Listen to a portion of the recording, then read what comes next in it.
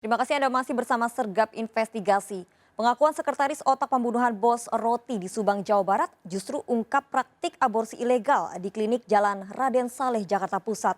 Ribuan janin diaborsi dengan tarif hingga 5 juta rupiah. 17 tersangka diantaranya 3 orang dokter kandungan peragakan 41 adegan saat rekonstruksi termasuk saat membuang janin di kloset.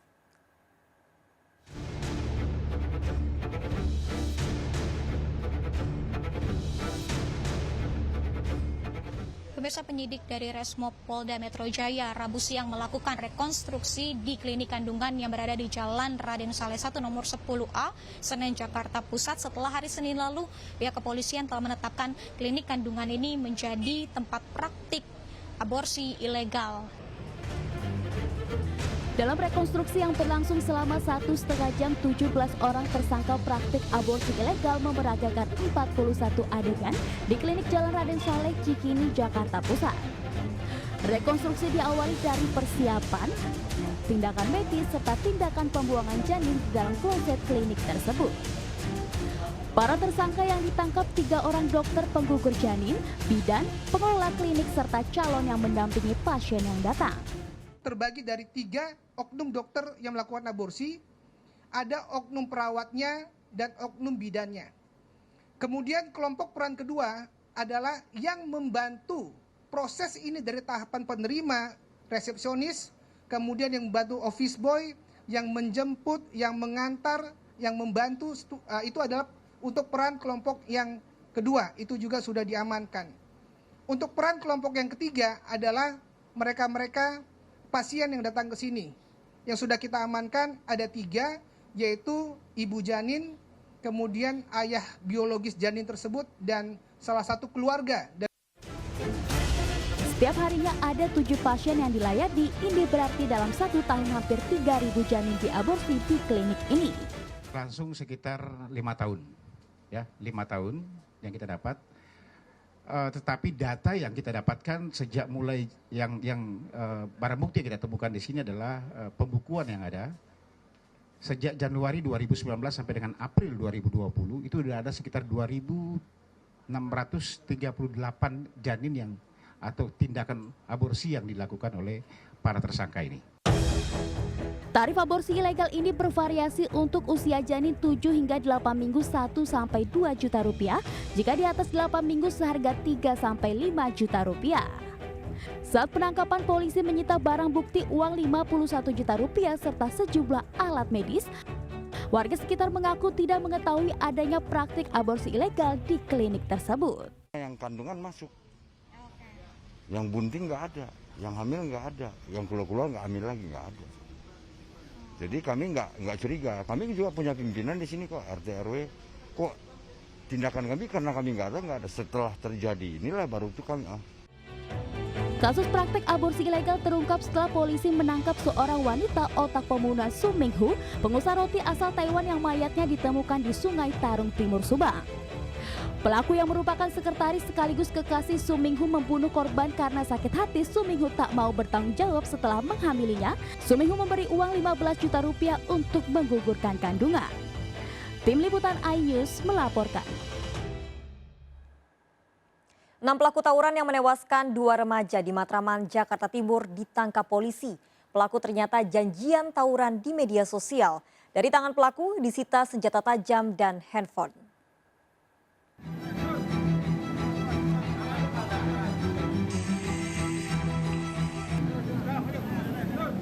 Sejumlah pelaku tawuran di Jalan Layang Pramuka Matraman, Jakarta Timur yang menewaskan 2 remaja ditangkap polisi. Para pelaku yang sebagian besar remaja ini ditangkap dari kawasan Pulau Gadung dan Duren Sawit. Tawuran terjadi setelah para pelaku janjian melalui media sosial. Mereka saling serang menggunakan senjata tajam dan kayu. Dan sekarang sudah 6 pelaku kita tangkap. Ya, perannya ada yang memukul dengan balok, ada juga yang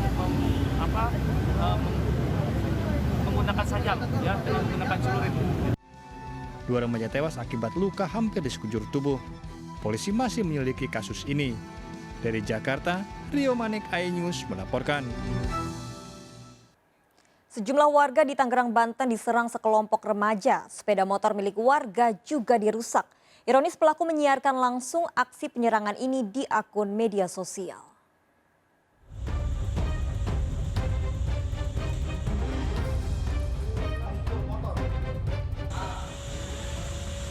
CCTV merekam aksi penyerangan sekelompok remaja di Jalan Raya Gintung, Kabupaten Tangerang, Banten.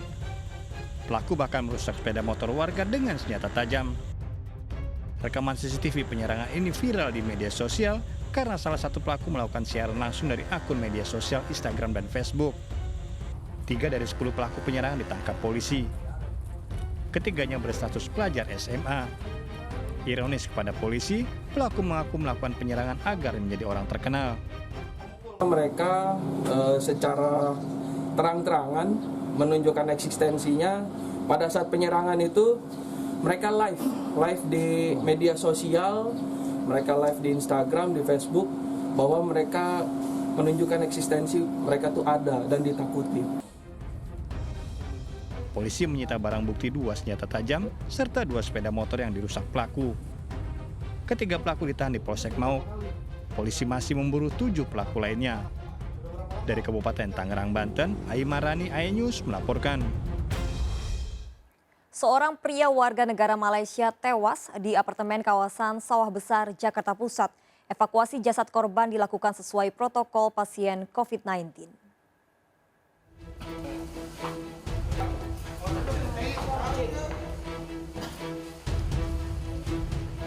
Petugas memakai alat pelindung diri dan hendak mengevakuasi jasad warga negara Malaysia yang ditemukan tewas di kamarnya di lantai 22 apartemen Sawah Besar, Jakarta Pusat.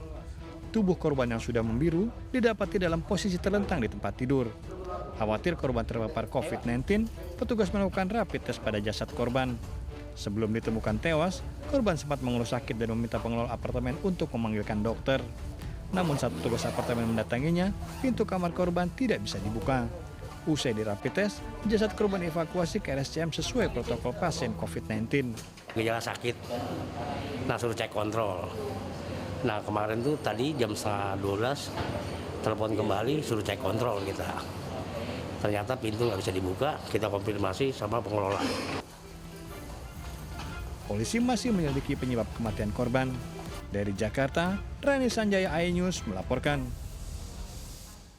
Pengambil paksa jenazah positif COVID-19 di Malang, Jawa Timur ditetapkan polisi sebagai tersangka. Pelaku sempat mencium jenazah yang dipastikan positif corona.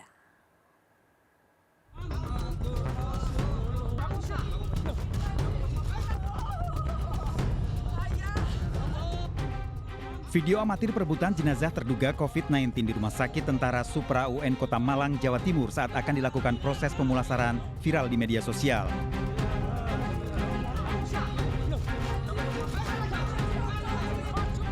Keluarga pasien berusaha membawa paksa jenazah keluar dari rumah sakit untuk dimakamkan sendiri.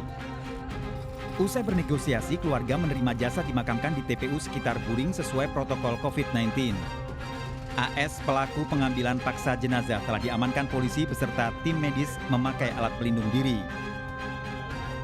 Warga dilarang mendekat untuk mencegah penularan COVID-19 karena pelaku sempat mencium jenazah yang dinyatakan positif COVID. AS yang diperiksa di Mapolresta Malang Kota telah ditetapkan sebagai tersangka dan akan dijerat Undang-Undang tentang Karantina Kesehatan. Nyata tidak melakukan penahanan kepada yang bersangkutan karena memang ancaman hukumannya maksimal adalah 1 tahun dan bukan pasal perkecualian.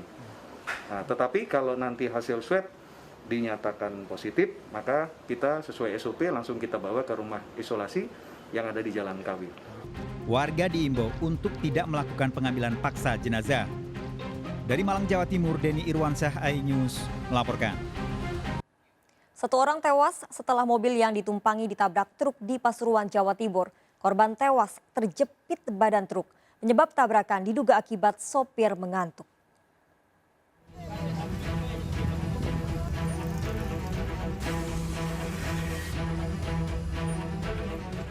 Warga berupaya mengevakuasi pengemudi minibus usai ditabrak truk yang melaju dari arah berlawanan di Jalan Raya Nguling, Desa Sambirejo, Pasuruan, Jawa Timur. Seorang penumpang minibus tewas terjepit badan kendaraan. Korban akhirnya berhasil dievakuasi dibawa ke Rumah Sakit Umum Daerah Sudarsono. Menurut saksi, awalnya truk melaju kencang dari arah timur ke barat. dari sana, terus mobilnya dari sana, truknya tiba-tiba oleng, terus tabrakan di... Usai olah TKP, polisi menduga penyebab tabrakan karena supir truk mengantuk usai menempuh perjalanan jauh. Kendaraan truk berjalan dari arah timur ke barat, diduga supir mengantuk sehingga oleng mengarah ke arah kanan melewati jalur. Polisi masih memeriksa supir truk terkait kasus kecelakaan ini. Dari Pasuruan, Jawa Timur, Jaka Samudra melaporkan. Gara-gara masalah utang, nyawa sahabat dipertaruhkan. Seorang pria tega menghabisi sahabatnya saat ditagih utangnya. Pelaku ditangkap saat akan kabur ke luar kota.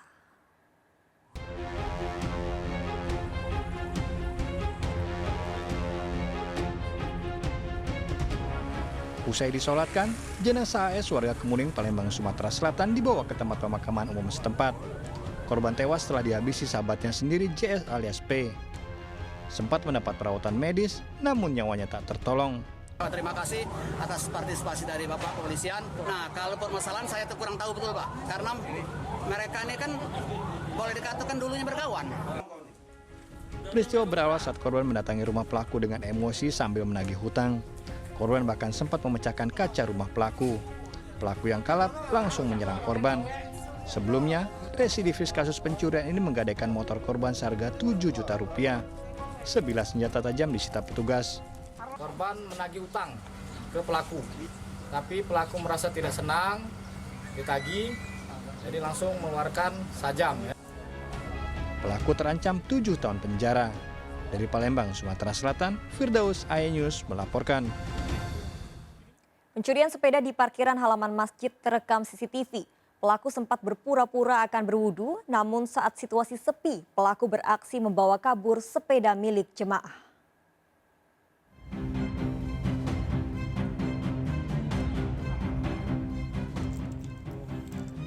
Menggunakan motor, dua terduga pencuri mendatangi sebuah masjid di Kuranji, Kota Padang, Sumatera Barat.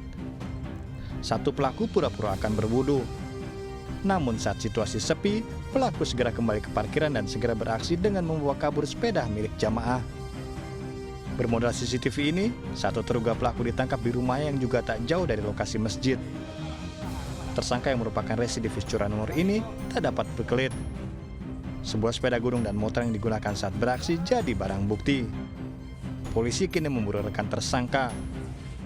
Di closed circuit television atau CCTV yang ada di sana didapatkanlah informasi atau petunjuk bahwa pelaku memang datang ke TKP tersebut menggunakan sepeda motor berdua orang. Pelaku terancam 7 tahun penjara. Dari Padang, Sumatera Barat, Budi Sunandar, iNews melaporkan. Pemirsa, bungkusan plastik tersangkut di pagar Lapas Madiun, Jawa Timur viral di media sosial. Bungkusan plastik tersebut ternyata berisi paket sabu. Diduga pengedar narkoba hendak menyelundupkan sabu ke dalam lapas dengan cara melempar.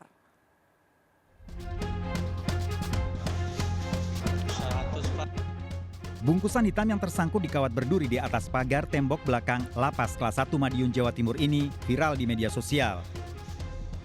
Setelah diamankan dan diperiksa petugas, ternyata isinya diduga 5 paket sabu seberat 500 gram. Diduga para pelaku mencoba menyelundupkan sabu dengan cara melempar ke dalam lapas, namun tersangkut di atas kawat berduri. 100 pas. Ada 5 bungkus berupa kristal putih yang diduga sementara itu sabu. Itu ada 5 bungkus. Petugas masih menyelidiki identitas pelaku dan penerima dari penyelundupan sabu ini. Dari Madiun, Jawa Timur, Arif Wahyu Effendi, iNews melaporkan.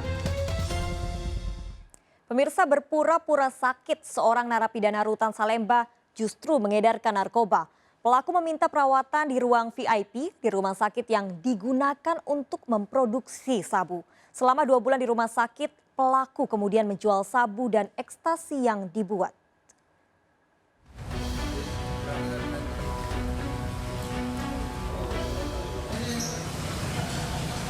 Barang bukti narkoba jenis sabu baik yang dalam bentuk jadi maupun serbuk, serta alat produksinya disita Kepolisian Metro Jakarta Pusat. Pada kasus ini, seorang bandar dan kurir ditangkap. Untuk mengelabui aksinya, sang bandar yang berpura-pura sakit menjalani perawatan di ruang VIP sebuah rumah sakit di Jakarta. Selama 2 bulan dirawat, AU sang bandar memproduksi narkoba jenis ekstasi. Kasus ini terungkap setelah sang kurir tertangkap. Akibatnya, sejumlah suster rumah sakit dan sipir penjara yang menjaga AU menjalani pemeriksaan. Dia menunjukkan bahwa ada satu tempat di rumah sakit, yaitu ruangan VIP-nya, untuk memproduksi ekstasi. Kedua tersangka terancam 20 tahun penjara. Dari Jakarta, Sofyan Firdaus, iNews melaporkan.